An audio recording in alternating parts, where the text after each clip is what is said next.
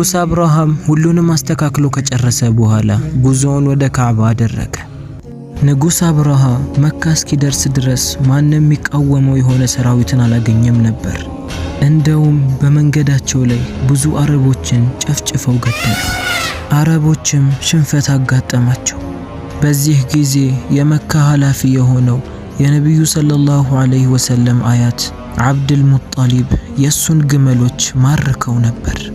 ከዛም የነብዩ ሰለላሁ ዐለይሂ ወሰለም አያት የሆኑት አብዱል ሙጣሊብ ከሀበሻው ንጉስ አብርሃ ጋር ስምምነት ለማድረግ ወሰነ። ስምምነት ካደረጉም በኋላ ንጉስ አብርሃ ማርኮት የነበረውን የአብዱል ሙጣሊብን ግመሎች ለመመለስ ወሰነ።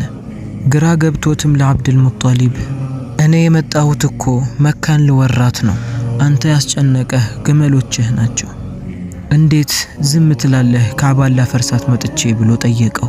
አብዱል ሙጣሊብም የግመሎቹ ባለቤት እኔ ነኝ፣ ሐቄን ማስመለስ አለብኝ፣ ካዕባ ደግሞ የሚጠብቀው የሆነ አካል አለው፣ ስለዚህ ጠባቂ የሆነው ጌታ ይጠብቀዋል አለው። ስምምነቱን አድርገው ለአብዱል ሙጣሊብ ግመሎቹ እንዲመለሱ ካደረገ በኋላ አብዱል ሙጣሊብ ወደ መካ በመዞር ትዕዛዝን አስተላለፈ። የመካ ነዋሪዎች ሆይ ንጉስ አብርሃ ከየመን መጥቶ መካን ሊወራት ነው፣ ካዕባንም ሊያፈርሳት ነው። ሁላችሁም ቤተሰቦቻችሁን ይዛችሁ ከዚህ ራቁ፣ ጉዳት ሊነካችሁ ይችላልና አላቸው። ከዛም የመካ ነዋሪዎች ሁሉ ነፍሳቸውን ለማዳን ቤተሰቦቻቸውን ይዘው መካን ለቀው መውጣት ጀመሩ። የመጋፈጥ አቅም ስለሌላቸው ሁሉም አዝነውና ተክዘው መካን ለቀው ወደ ኮረብታ መውጣት ጀመሩ።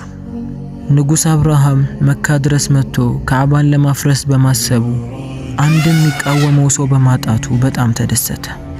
ሰራዊቶቹንም አስከትሎ ወደ መካ መሄድ ጀመረ። ነገር ግን ሙሐሲር የተባለ ሸለቆ ጋር ሲደርሱ መሕሙድ የሚባለው ትልቁ ዝሆን አልንቀሳቀስም አለ። እንግዲህ የአላህ ተአምር እዚህ ጋር ይጀምራል።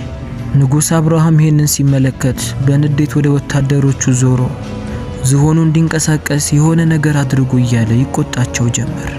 ዋናው ዝሆን አልንቀሳቀስም ማለቱ ሁሉም እንዳይንቀሳቀሱ አድርጓቸዋል። መሕሙድን ተከትለው ሁሉም ዝሆኖች ቆመዋል። መሕሙድ መሄዱን እንዲጀምር መምታትና መውጋት ጀመሩ። መሄድ ከብዶት ሊሆን ይችላል ብለው በማሰብ ወደ ኋላ ወደ መጣበት ሲያዞሩት እየሮጠ ይፈረጥጣል። ነገር ግን ወደ መካ አቅጣጫ ሲያዞሩት ይቆማል። ምንም ቢያደርጉት አልንቀሳቀስም አለ። ይህም ነገር ንጉስ አብርሃን ይበልጥ አናደደው።